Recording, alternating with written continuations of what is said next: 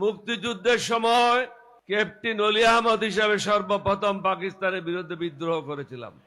অষ্টম বেঙ্গল সেনাদেরকে নিয়ে আমি বিদ্রোহ করি এবং প্রেসিডেন্ট জিয়াকে দেওয়ানহাট নামক স্থান থেকে ফিরিয়ে নিয়ে আসি। অতঃপর দুজনে মিলে কালুঘাট বেতার কেন্দ্রে যায়। পরের দিন তিনি বাংলাদেশের স্বাধীনতা ঘোষণা করেন। আমি তো বিএনপিতে ছিলাম। বিএনপির দুজন সংগঠকের মধ্যে আমি একজন। প্রেসিডেন্ট জিয়া এবং আমি দুজনেই বিএনপি করেছিলাম। মুক্তিযুদ্ধের সময় ক্যাপ্টেন অলি আহমদ হিসাবে সর্বপ্রথম পাকিস্তানের বিরুদ্ধে বিদ্রোহ করেছিলাম। শহীদ রাষ্ট্রপতি জিয়াউর রহমান সওয়াত জাহাজ থেকে অস্ত্র খালাসের জন্য তাকে নির্দেশ দেওয়া হয়েছিল। তখনও পর্যন্ত আমরা বিদ্রোহ করব এই পরিকল্পনা চূড়ান্ত হয় নাই। তিনি যাচ্ছিলেন চট্টগ্রাম বন্দরের দিকে। ইতিমধ্যে আমি যখন খবর পেলাম ঢাকাতে শুরু হয়ে গেছে গোলাগুলি, চট্টগ্রাম সেনানিবাসে গোলাগুলি শুরু হয়েছে, অষ্টম বেঙ্গল সেনাদেরকে নিয়ে আমি বিদ্রোহ করি এবং প্রেসিডেন্ট জিয়াকে দেওয়ানহাট নামক স্থান থেকে ফিরিয়ে নিয়ে আসি। অতঃপর দুজনে মিলে কালুঘাট বেতার কেন্দ্রে যায়। পরের দিন তিনি বাংলাদেশের স্বাধীনতা ঘোষণা করেন। শহীদ জিয়ার বিএনপি এখন আর নাই, বেগম জিয়ার বিএনপি এখন আর নাই। এখন ভাড়াটিয়াদের বিএনপি, দুর্নীতিবাজদের বিএনপি, চাঁদাবাজদের বিএনপি। ওই কারণেই আমি বিএনপি ত্যাগ করেছিলাম 2006 সালে।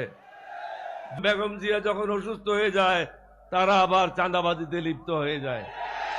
সুতরাং এই চাঁদাবাজদের সাথে থেকে আমি দোজখে যাওয়ার জন্য রাজি না। তার থেকেও বড় কথা হলো আজকে এই মাঠে বলে যায়, এই জাতি যদি সঠিক সিদ্ধান্ত না নেয় স্বাধীনতা বিপন্ন হবে। আমরা যুদ্ধ করেছিলাম স্বাধীন সার্বভৌম বাংলাদেশের জন্য। এখন একটা দল বিদেশিদের দালালি করছে, তাদের ইচ্ছা অনুযায়ী কাজ করছে, তাদের ইচ্ছার বাইরে যেতে পারবে না। আমি বলেছিলাম এরশাদকে একটা চেইন লাগিয়েছিল, এরশাদের ভাই কাদেরকে 2টা চেইন লাগাইছিল ভারতে। এখন যারা আমাদের বিরুদ্ধে নির্বাচন করছে তাদেরকে 3টা চেইন লাগাইছে। সুতরাং ভারতের বাইরে, রর বাইরে তারা যেতে পারবে না।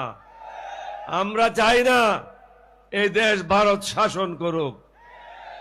সিদ্ধান্ত নিতে হবে, সেই সিদ্ধান্ত হবে 11 দলীয় ঐক্য জোটকে ক্ষমতায় আনার জন্য ভোট দিতে হবে। যে যেখানে প্রার্থী আছে বিভিন্ন মার্কা নিয়ে আমরা আছি। আমি জামাত হই নাই, জামাতের লোকেরাও এলডিপি হয় নাই। আমরা স্ব পরিচয় নিয়ে এক জায়গায় একত্রিত হয়েছি। কেন একত্রিত হয়েছি? হাসিনার দোসরদেরকে এখান থেকে বের করার জন্য, পরাজিত করার জন্য।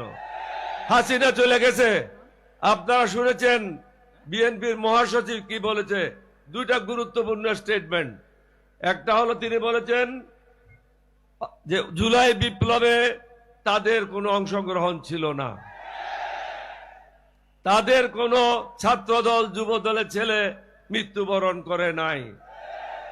আরেকটা গুরুত্বপূর্ণ কথা তিনি বলেছেন, আওয়ামী লীগের যারা আছে তার এলাকায় বা বাংলাদেশে তাদের বিরুদ্ধে কোনো মামলা করা হবে না। তাহলে আওয়ামী লীগের জায়গায় এখন কে কাজ করছে? বিএনপি কাজ করছে।